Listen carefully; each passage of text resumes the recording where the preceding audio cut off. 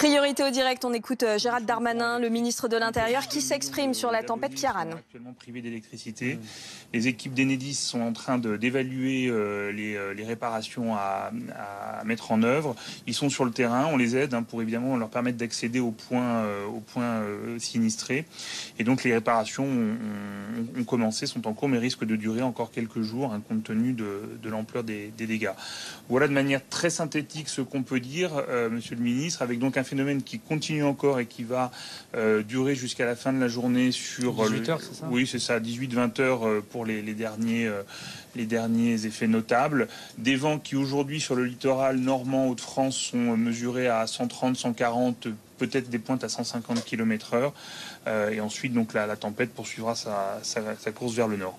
Voilà en quelques mots ce qu'on peut dire sur cet épisode. Et nos amis anglais, ils sont en train de toucher également, c'est ça ? Ils sont en train d'être touchés puisque, comme vous le voyez sur l'animation, le cœur dépressionnaire, c'est le petit point qui est juste au large de la ville d'Ipswich. Donc c'est là que c'est autour de ce point que se déroule le phénomène de tempête avec donc un mouvement circulaire et qui effectivement touche les îles britanniques de plein fouet là, actuellement. Très bien.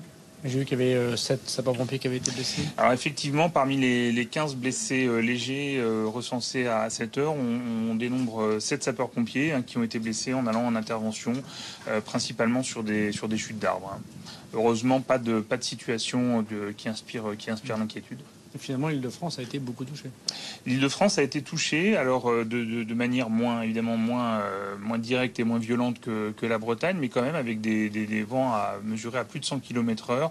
Je crois qu'il y a eu une mesure à plus de 140 en haut de la Tour Eiffel. Donc avec effectivement là aussi des dégâts, des chutes d'arbres, plutôt sur l'ouest de l'Île-de-France et allant jusqu'à Paris. Très bien. Merci, voilà, Julien. Monsieur le ministre. Merci beaucoup. Merci à vous.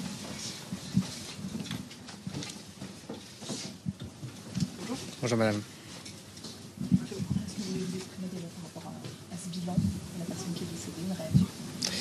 Bien évidemment, c'est un drame qui s'est déroulé pour ce chauffeur poids lourd dans l'Aisne où le camion manifestement a été déporté par le vent et a terminé malheureusement dans un arbre. Puis une personne grièvement blessée manifestement à Roubaix dans le Nord sur un campus universitaire, quelqu'un qui intervenait justement pendant cette période très, très difficile de vent extrêmement fort. Mais je veux quand même cependant souligner que malgré l'intensité de cette tempête, qui continue notamment pour les gens de Normandie et des Hauts-de-France, l'intensité très importante, des vents à plus de 200 km à l'heure qui ont été parfois mesurés à Pointe du Raz, nous avons collectivement, et je remercie bien sûr les sapeurs-pompiers, les préfets, tous les Français qui ont écouté les consignes de rester chez eux, de ne pas circuler.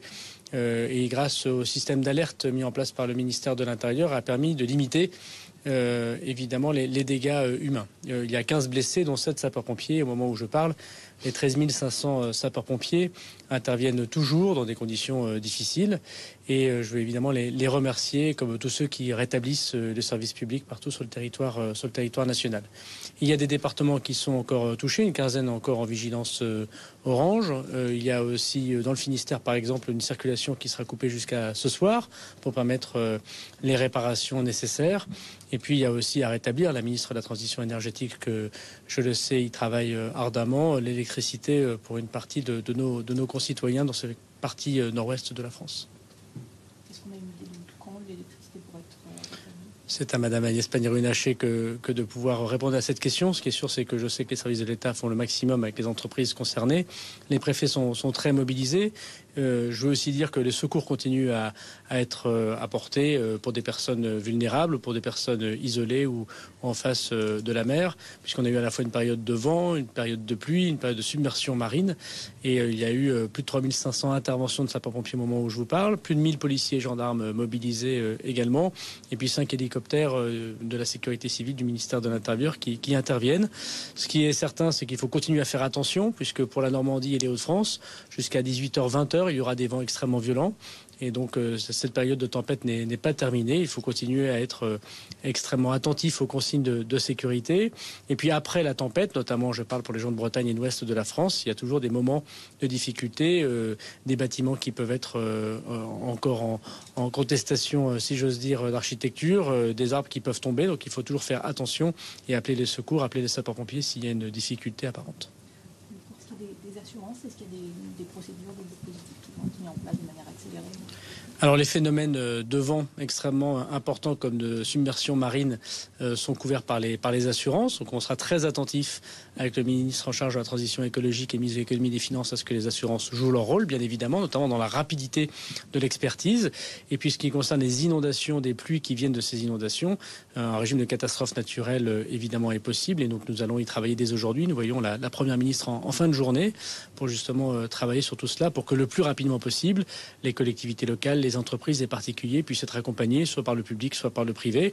On sait bien que la difficulté principale, c'est les expertises, surtout quand il y a énormément de dégâts, comme c'est le cas au même moment dans la même région. Et donc nous y travaillerons évidemment. Je vais appeler la présidente de la Fédération des assurances, Madame Lutzmann, avec laquelle nous travaillons bien pour qu'évidemment tous les particuliers aient rapidement accès à leur assurance et au dédommagement. Sur les sapeurs-pompiers qui sont blessés, est-ce que vous avez des nouvelles rassurantes de leur état de santé? Oui, donc il y a 15 blessés légers, plus un blessé grave que j'ai évoqué à Roubaix. Ce sont des blessés légers, dont les sapeurs-pompiers, donc pas de gravité. Il faut faire toujours très attention, puisqu'encore une fois, en Normandie et Hauts-de-France, ça continue à souffler extrêmement fort. Et par ailleurs, il faut éviter d'appeler les sapeurs-pompiers pour des choses qui sont vénielles pendant cette période particulière et laisser évidemment les personnes qui ont besoin de plus d'assistance ou les urgences pour appeler le 18. Mais je remercie vraiment tous les sapeurs-pompiers, tous les personnels de la sécurité civile qui sont mobilisés dans des conditions difficiles et qui font honneur au service public. C'est un phénomène qui avait été anticipé. Vous saviez comment le préparer, prévoir un peu, prévenir les populations? Alors à la demande du président de la République, on a beaucoup amélioré notre façon d'imaginer et de prévoir ces phénomènes climatiques qui existent périodiquement. On l'a vu en 1999, amélioré grâce aux moyens qu'on donne à Météo France, mais amélioré aux moyens du ministère de l'Intérieur. C'est le cas puisqu'on a pu prévenir 48 heures avant toute la population. C'est sans doute grâce à ce nouveau système de sécurité civile qu'on arrive à protéger des vies. Avec le système FR Alert, 98% de la population qui a été concernée dans la vingtaine de départements les plus touchés ont reçu sur leur téléphone des messages qui leur rappelaient la dangerosité, qui leur donnaient évidemment les conseils pour pouvoir être le plus protégé possible. Et puis notre système de sécurité civile, notamment les formations militaires et les sapeurs-pompiers, en se prédisposant comme ils l'ont fait, ont permis des interventions extrêmement rapides. Donc le bilan est dramatique, un mort bien sûr et un blessé grave, mais il aurait pu être bien pire si nous n'avions pas à la fois su calculer l'arrivée de cette tempête et su prévenir à temps notre population. Moi je voudrais redire à la fois la grande efficacité des préfets qui ont été toute la nuit dans leur centre de commandement et qui ont pu donner des messages relayés par la presse locale, qui ont montré qu'on a pu sauver des vies en nous préparant malheureusement à un système climatique très déréglé.